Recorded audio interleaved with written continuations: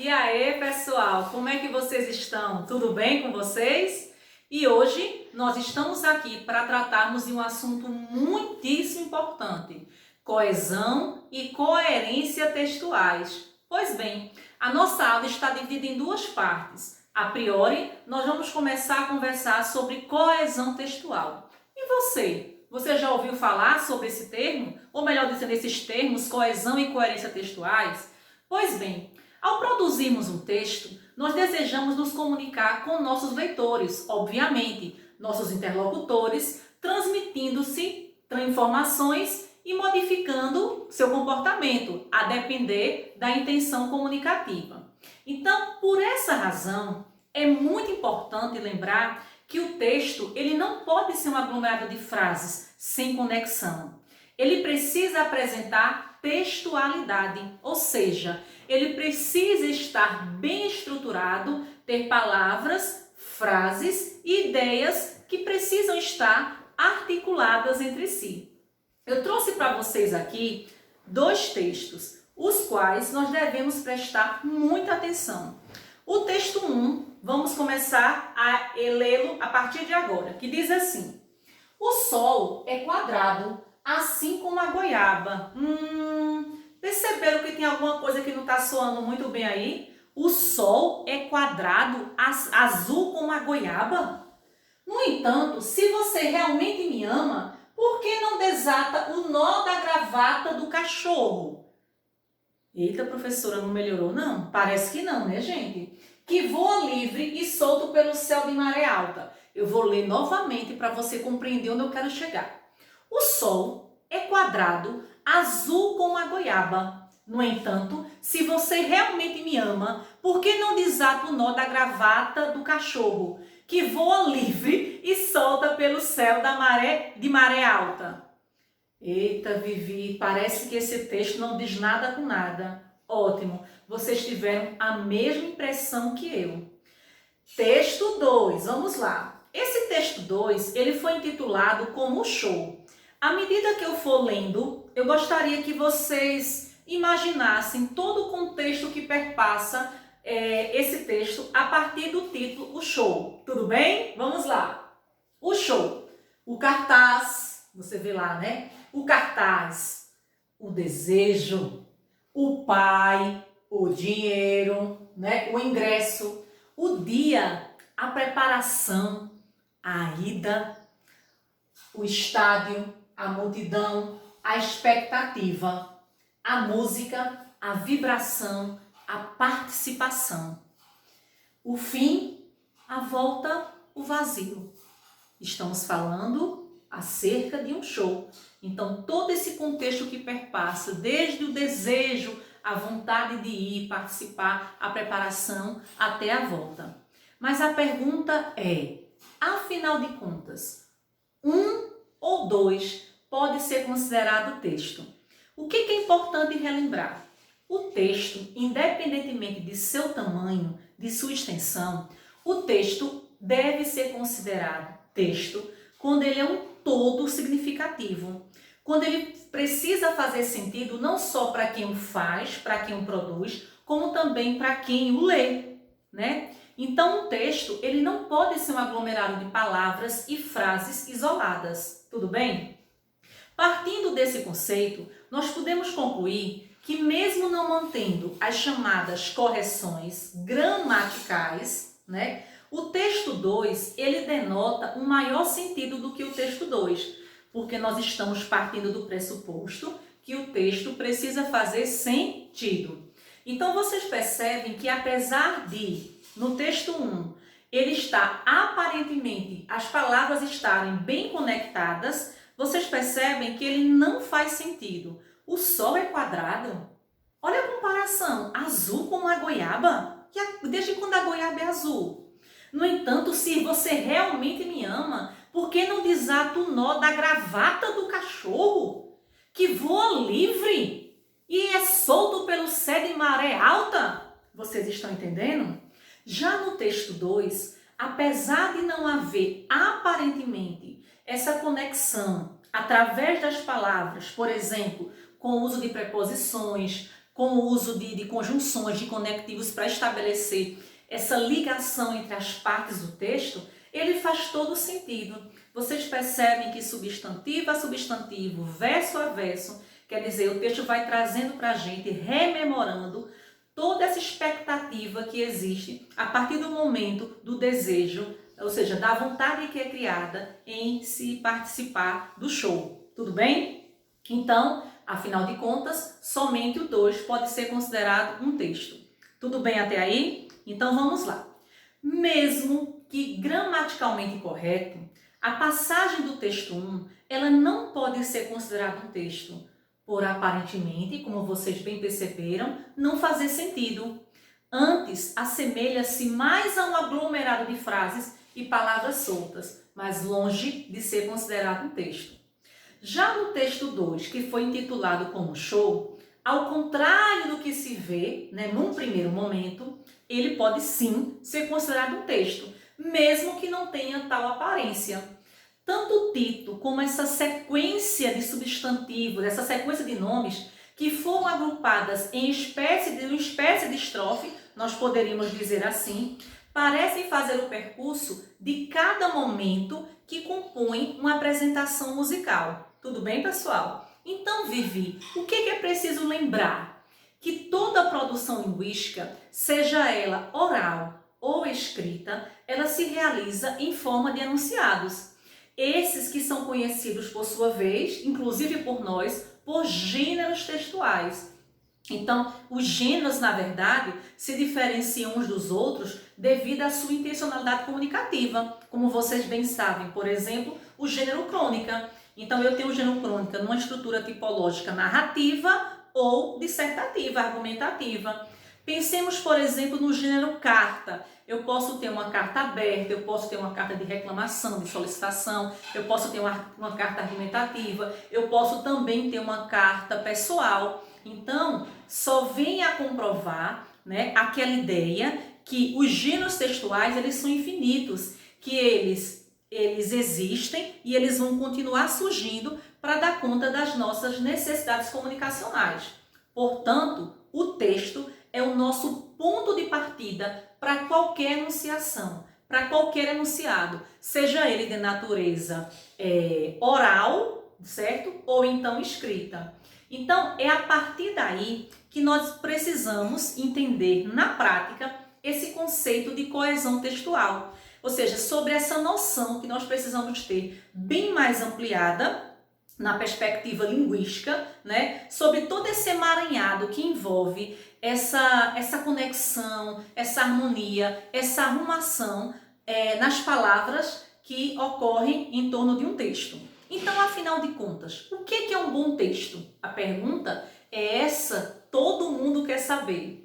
O bom texto, queridos, é aquele que é produzido com a organização de palavras que se unem adequadamente, ou seja, harmonicamente umas às outras, como vocês bem podem perceber aí. Então, assim, esses termos eles vão formando toda uma conexão, uma oração, e as orações vão se dividir em forma de períodos. E esses períodos vão formar os parágrafos, e a organização de parágrafos é que formará o quê? O texto propriamente, o tão sonhado bom texto. Então, é essa união, é essa ligação entre os elementos do texto que deve apresentar para você, leitor, um sentido lógico, coerente. É o que a gente chama de coerência textual. É quando o texto faz sentido para o leitor. Então, para isso, é importante que nós, emissores, produtores desse texto, pensemos na relação de receptividade dessa produção desse texto. Então é importante observar essas relações de sentido que perpassam acerca dessas palavras, desse entrelaçamento que existe entre as palavras do texto. Exemplo, quando eu coloco para vocês assim, gosto de ir à festa de aniversário, mas vou à sua festa. Vocês perceberam que tem algo aí que não está casando muito bem? Que não está havendo uma conexão entre os termos da oração? Como é que você afirma que você gosta de ir à festa de aniversário, aí você faz uso desse conectivo mas vou à sua festa? Isso soa ou não soa estranho para você, leitor? Se você gosta de ir à festa de aniversário, o normal é que você vá, tudo bem, mas que você não faça uso de um conectivo coordenativo que sugere uma semântica de oposição de adversidade, como mas, porém, entretanto, todavia, no entanto. Então, normal é que você faça uso, por exemplo, de um conectivo conclusivo, por que não? Gosto de ir à festa de aniversário, logo vou à sua festa, portanto, assim vou à sua festa. Então, vocês perceberam que o emprego desse conectivo, dessa conjunção coordenativa mas, ela está prejudicando a coerência do texto, não só a coesão, né, como também a coerência do texto. Então, o que a gente pode concluir, então? Nós podemos concluir, então, pessoal, que esse mas, ele gera toda uma expectativa, né, que você vai apresentar, ou seja, uma estrutura que se opõe ao anterior. Então, não é à toa que a gente faz uso do mas, entretanto, todavia, no entanto, para sugerir, reafirmar essa ideia, essa semântica de oposição, tudo bem? Então, quando você afirma que gosta de ir à festa de aniversário, mas não posso ir à sua, aí tudo bem. Quer dizer, está no mínimo razoável. Quer dizer, você gosta de ir, mas você não pode ir à sua. Entretanto, todavia, você não pode ir. E agora sim, o que vem após o mas, realmente está sugerindo uma ideia lógica, né? Levando-se em consideração a ideia que foi postada anaforicamente, tudo bem? Então a pergunta novamente é: podemos comparar um texto com um prédio? E por que não? Claro que nós podemos. Primeiro, com um prédio, um texto torna-se bem construído e coeso quando usamos os elementos gramaticais ou coesivos no interior das frases, sim, e de forma adequada. Segundo, porque assim como qualquer boa construção, ele terá uma estrutura para não desabar. Afinal de contas, nós sabemos disso. Vivi, mas quais são as palavras, afinal, que contribuem para esse processo de coesão, de costura, de harmonia entre as palavras do texto? Então, lembremos, por exemplo, da conjunção. O que é a conjunção? Não é aquela palavrinha que vai garantir a conjunção, a união entre as partes do texto? Aí vocês podem lembrar, por exemplo, das conjunções coordenativas e subordinativas. São os pronomes pessoais, são os pronomes relativos, as preposições. Lembra das preposições? A, ante, até, após, com, contra, de, desde, entre, para, perante, por, sem, sobre, traz. E os advérbios, que é aquela classe gramatical também advérbio, que assim como as preposições vão sugerir valores semânticos diversos, como afirmação, negação, dúvida, modo, meio, lugar.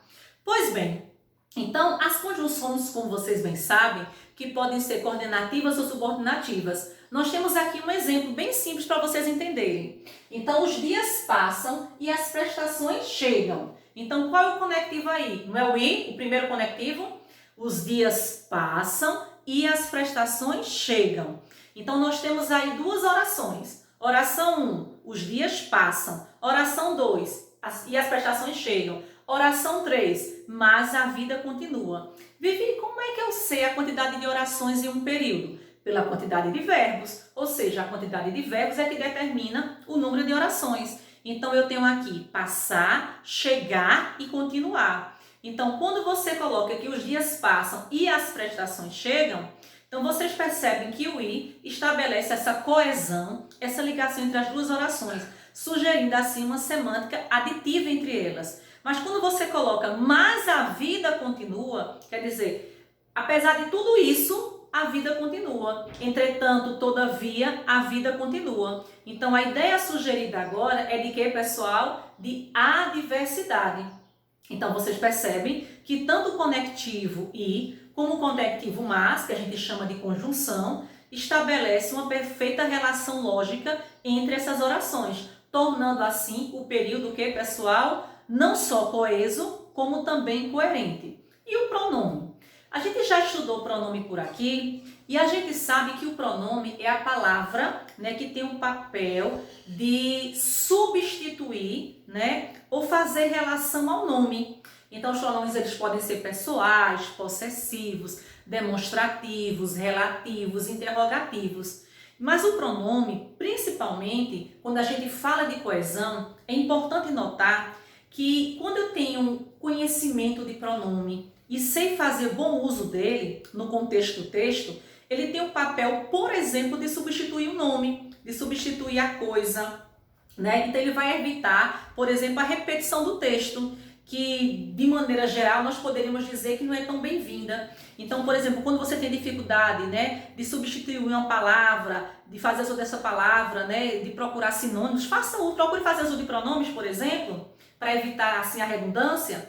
Então, o professor aplicou uma prova. Quem aplicou uma prova? Ele. Tudo bem? Então, qual é a palavra, qual é o pronome que eu posso fazer uso para substituir ele, a pessoa de quem se fala, o professor? Sim, é ele mesmo. Então, quando eu digo que ele elaborou uma questão atual, vocês perceberam que não precisa novamente eu fazer uso, né, fazer remissão ao professor, fazendo uso novamente da palavra professor? Então, ele é um elemento coesivo, ele, pronome pessoal, do caso reto, terceira pessoa, né, utilizado nesse caso para evitar o que? A repetição, retomando assim professor. E a preposição? Ah, Vivi, eu lembro, preposição é a palavra que estabelece uma relação de dependência entre as partes do texto. Sim, eu lembro. A, ante, até, após, com, contra, de, desde, em, entre, para, perante, por, sem, sobre, sob, traz. É isso mesmo. Então, quando eu digo gosto de vocês, experimente ler essa frase sem a preposição de, por favor. Gosto vocês. Faria sentido? Não, muito pelo contrário. Porque quem gosta, gosta de algo, de alguém, de alguma coisa. Então, o verbo gostar, ele deve ser regenciado obrigatoriamente pela preposição de. Vocês compreendem isso? Então, a preposição também ela funciona como um recurso coesivo, capaz de ligar o verbo ao seu complemento, de vocês. Agora, falemos sobre advérbio. O advérbio, como eu coloquei para vocês antes, é a palavra que vai ter o papel de, no contexto do texto, trazer circunstâncias diversas, de afirmação, negação, dúvida, modo, meio, lugar. Lembram daquela música de Legião Urbana? Vocês lembram? Né? De Pais e Filhos? Lembram que ele fala? Ele nos situa sobre a questão de tempo, de lugar, de negação. Escutem-na se vocês puderem. Então, quando eu coloco para vocês, por exemplo, hoje amanheceu um lindo dia. Então, hoje, ontem, antes de ontem, o ano passado, agora, todas essas são palavras que vão trazer para nós uma semântica circunstancial de tempo.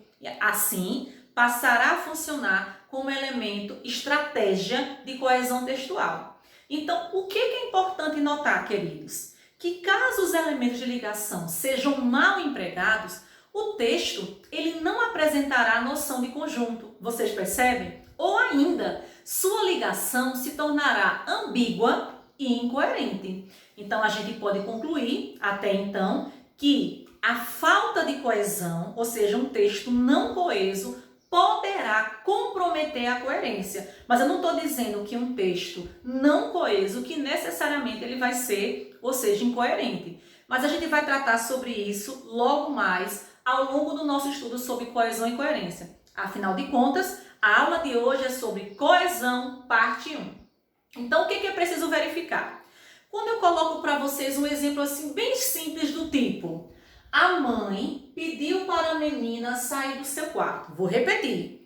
A mãe, ou seja, ela, a pessoa de quem se fala, pediu para a menina sair do seu quarto. Mas a pergunta é, raciocinem comigo, por favor.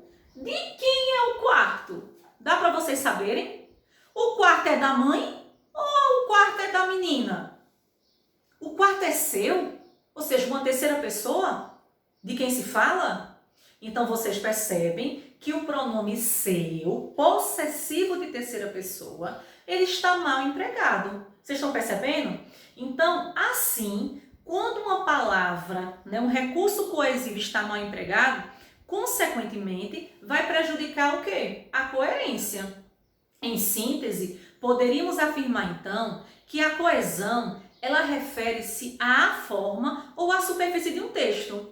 E ela é mantida por procedimentos gramaticais. Não há como fugir disso. Ou seja, é o emprego do conectivo, do advérbio, da preposição ou do pronome bem empregado. Então, é essa conexão desses termos que vão fazer com que o enunciado, no mínimo, fique o quê? Coerente. Eu trouxe para vocês aqui um texto para que a gente possa fazer uma análise geral desse assunto, para que a gente possa entender, afinal de contas, sobre coesão numa perspectiva introdutória. Tudo bem? Vamos lá.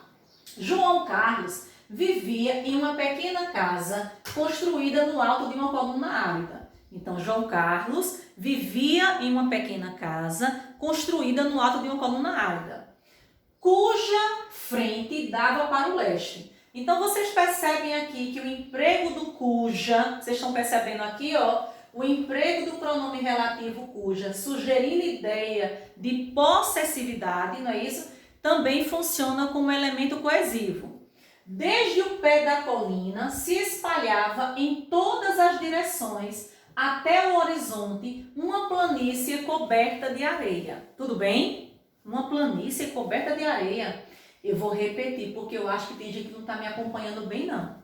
Eu estou dizendo que João Carlos vivia em uma pequena casa construída lá no alto de uma colina árida, desculpem-me, cuja frente dava para o leste. E desde o pé da colina se espalhava em todas as direções, até o horizonte, uma planície coberta de areia. Vamos lá.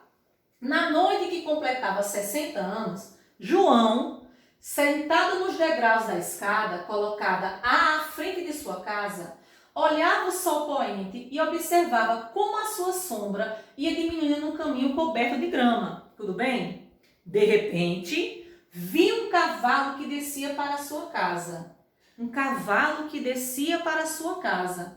As árvores e as folhagens não permitiam ver distintamente. Entretanto, olha a marca aqui de elemento coesivo, estabelecendo, ou seja, pelo menos deve-se estabelecer uma ideia semântica, o que, pessoal? Adversa, contrária ao que está sendo afirmado antes.